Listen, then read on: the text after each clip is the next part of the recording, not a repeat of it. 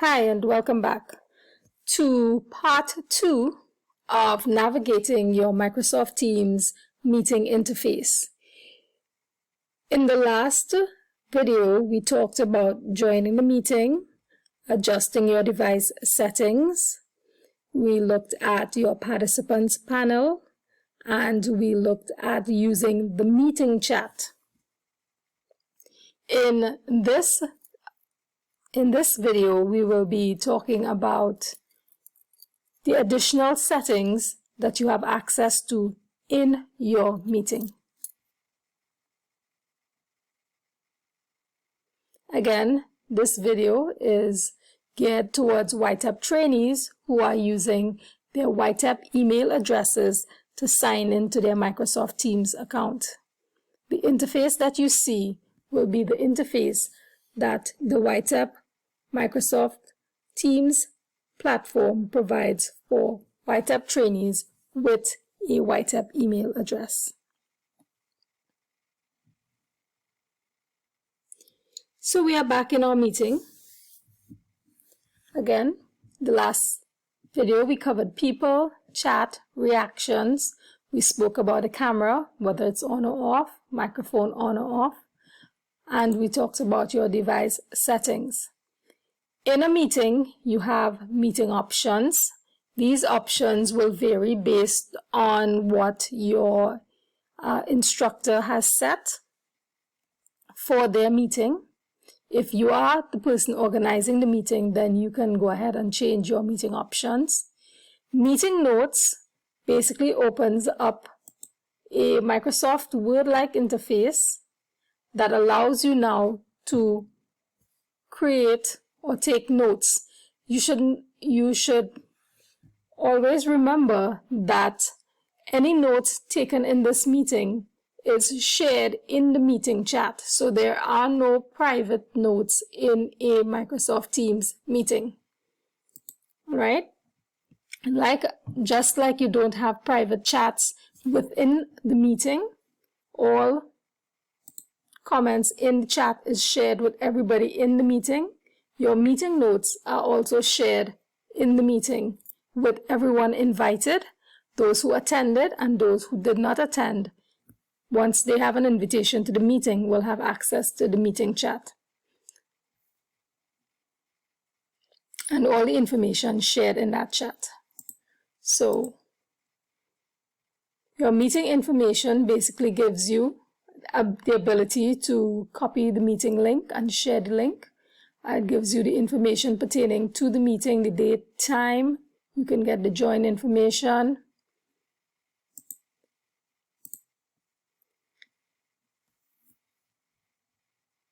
Live captions.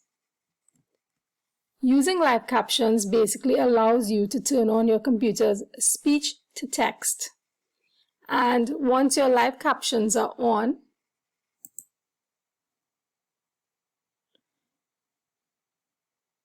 you will be able to read what is being said in the meeting. If your meeting is being recorded, you will notice that recording has started. Where captions are on, you'll be able to see that captions are being shared within the meeting. To take off captions, you come back here and you turn off the captions. And to turn off or to stop recording, you can go ahead and stop the recording. However, if you are in a meeting and your class teacher is recording, you should always not interfere with the recording process, because all classes are recorded and the class recordings are shared with those who came in, well, with everyone who's invited to that class. So if you came in late, if your internet service was spotty or poor on the day and you were not able to stay in the meeting, you kept dropping out of the meeting, having access to a unbroken, unfiltered meeting recording will then allow you to at least see what happened in the class, what you missed, and you'll be able to catch up that way. So you should never turn on or turn off recording if you are not the organizer of the meeting. Your class teacher will be the person who turns on or turns off the recording. Again, once you see that red dot here within the white circle, you will know that recording is taking place. If you are in a meeting and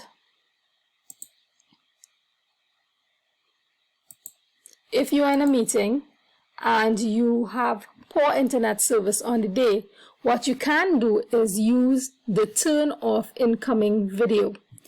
The turn off incoming video function basically allows you the ability to stop seeing any incoming video. So if your teacher is sharing information, if your teacher is sharing a video, or you will not be able to see the video, the information, or other people's cameras if they're on.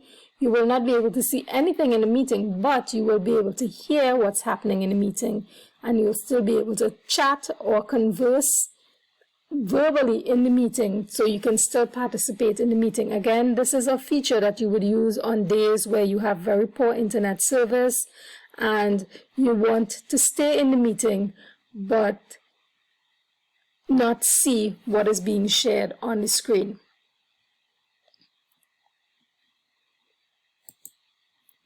There are a few other settings that we need to look at. Applying background effects. So you can apply a background effect to your video. Again, this only applies if your camera is on. So if you have a cluttered background, or you do not want to share your personal space with the others in the class or in the meeting, but you are required to turn on your camera, what you can do is you can choose a background. You can apply a blurred background and you click on apply. Of course, for me to demonstrate this, I'll need to turn on my video or turn on my camera. I can choose any of these, or I can add a background. So for example, I can click on add new. I can go to my pictures folder, go to backgrounds, and choose an image that I would like to now be the background.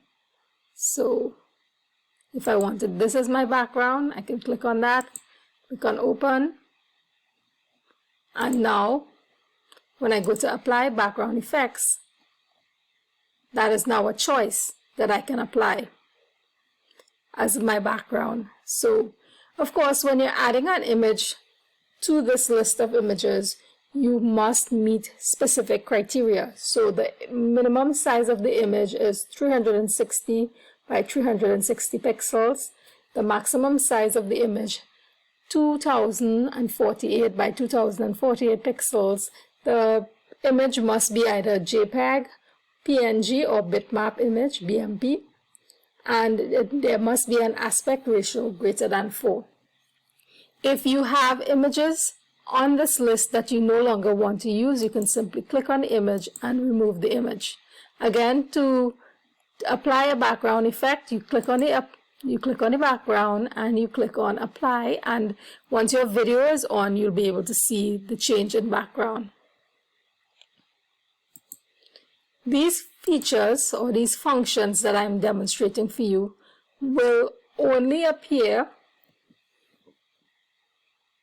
on your list if you have a YTEP email address and you have signed in your Microsoft Teams with your YTEP email address. If you are using just a downloaded version of the app, you will not have access to all these functions.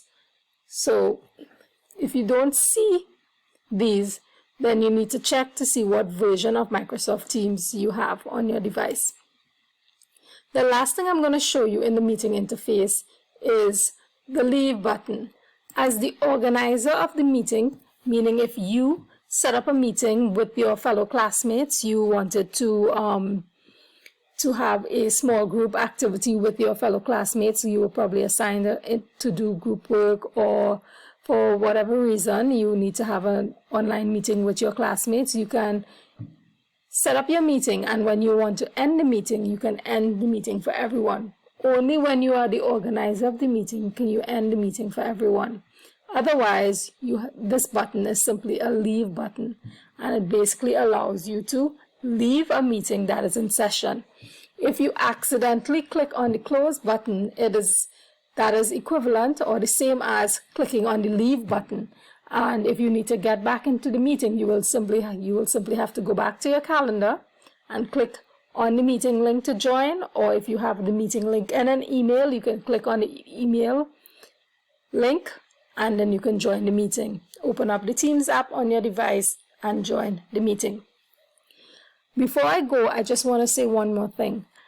You can have Microsoft Teams downloaded and signed in onto your laptop or your desktop computer, and you can also download the mobile version on your smartphone or your tablet. So you can sign into your meeting, you can start the meeting on your smartphone or your tablet and then switch to your desktop device, or if you are on the go on the day, you can join your meeting once you've signed in your Microsoft Teams account on your smartphone. You'll have access to your calendar and you'll have access to all of your meeting information. If you're not sure what I'm talking about, again, my calendar, so you see the meetings. You will have access to this, a mobile version of this on your smartphone or your tablet. And once you have data on your device, you'll be able to join the meeting on that device, or if you're using Wi-Fi, as the case may be.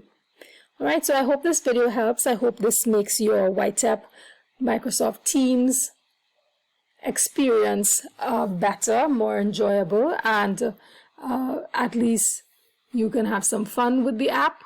And until our next video, bye for now. Look out for the next video in our series, which will be sharing content in Microsoft Teams.